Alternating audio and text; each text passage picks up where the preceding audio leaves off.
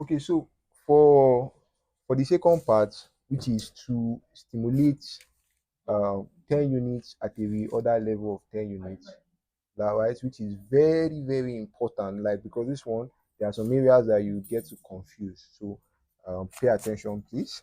Okay, so to stimulate 10 units at a reorder level of what, 10 units, right? What this means is that if our goods get to at the level of 10, right, we now call our vendor to what, supply us goods of what, 10. This is against the one of 15 units. Okay, now one thing you should know is that in the textbook there's a lot of mistakes on this, right? As we go on, I'll get to let you know the mistakes. So you do your table normal, right? Then you put your opening stock, right? Just address your table like how you would do it. You put your demand. So now you have addressed your table just like how we did here. So you are now going to do, just address your day, because we are looking at the 10-day period. 1, 2, 3, 4, 5, 6, 7, 8, 9, and 10. And then you make use of your total column. Right? Right. Okay.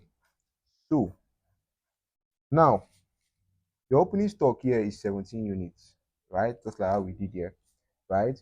And your demand, your first demand is what? 5, right?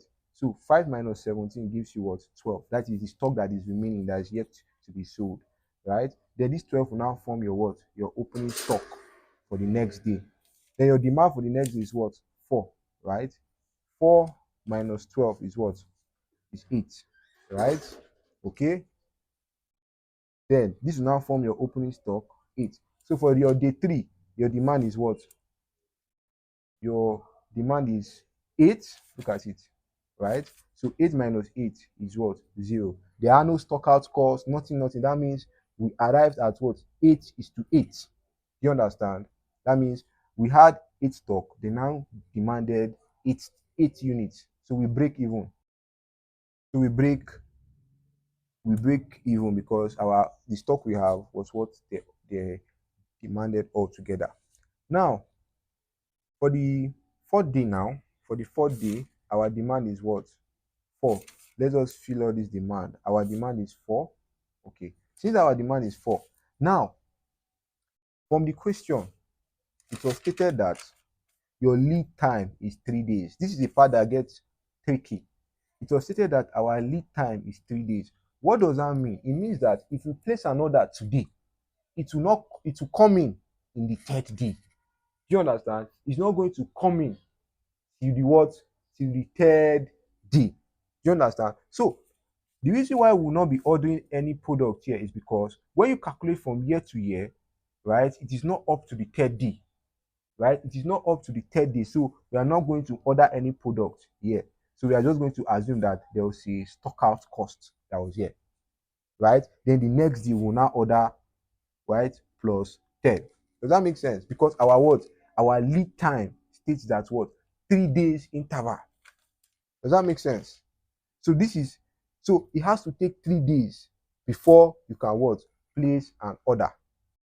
So that's what your lead time talks about, right? The period between when you place your order and when it arrives. So we are going to assume that now you would actually argue that from year to year is actually the third day. Well, from the analysis of the book, you can tell that no order was placed here because of why? Because of the lead time. So if we now place 10 orders in day 5, right? So let us fill this so that I will not be confused. 1, 2, 3, 4. Okay. So 1, 2, 3, 4, 5, right? So we are looking at 7, 8, 7, 6, 4, and 6. So 10 minus 7 gives you 3. But that will now form your opening stock, right? Right? And 3 minus 8, right? There's a stock out. There's a stock out of 5 units here, right? So we are not going to order anything. We are not going to order. Why? Because our lead time, is what? 3 days. And it's not up to 3 days. We just order there on day fifth. We cannot come and be ordering something after just 2 days. So we have to wait for what? Another for the next day, which is 1, 2, and then the third day will now give us what? +10, right? Will now give us +10. We now order for your day 8. So this minus this will give you 4, and this 4 will now come here. 4 minus 4, there will be nothing. That means you break even. So I usually like to put this 0 so as to separate this from the what? Stock out cost. So if this is 0, and then definitely you cannot order a year again because you just ordered and it's not yet up to 3 days for your goods to come. So you are going to put your what? You are going to put your 0 here. So there's a stock out cost here, right? Okay. So there are plenty.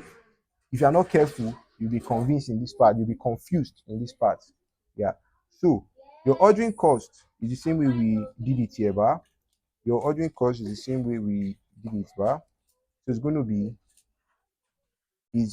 to be your this. You're going to put 50 here. Okay, so that's for the order you placed here. Remember, they said an ordering cost is 50 naira per order. So this gets you 50. So for this part here, nothing is going to be placed here because there was no order that was made. So you put your dash, your dash, your dash. Here there was an order, so you put your 50. There's no order, there's an order here, right? Right. So 50, 50, 50, that gives you what? 150.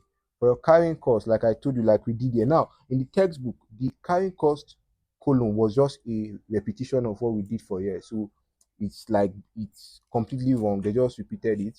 Although the answer, the total figure is right. So what we are going to do is you are going to do your, remember, carrying cost per unit is 15. So you are going to say 12 plus 12 times 15 gives you what? 180. So yeah, you're not going to see 8 times 15 gives you what? 120, right? Then here there's nothing, right? Here there's nothing. So 3 times 15 gives you what? 45. Here there's nothing. Here there's nothing. Then 4 times 15 gives you 60, right? Here there's nothing. Here there's nothing. So 180 plus 120 plus 45 plus 60, that gives you 405. Now you see how it rhymes with the total value in the textbook. Okay, so I don't know if you should follow the right way or you should follow the garbage in, garbage out. So for your stock out cost, remember I told you is that shortage of cost, that shortage that you cannot fill. So yeah, there's no stock out. Here there's no stock out. Here there's no stock out because we break even. Here there was a stock out.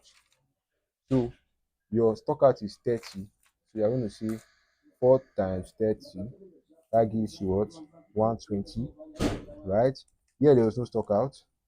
Here there was a stock out, right? There's a stock out of 3 minus 8 is 5. So 5 times 30, right? Gives you 150. Here there was a stock out. So 7 times 30 gives you what?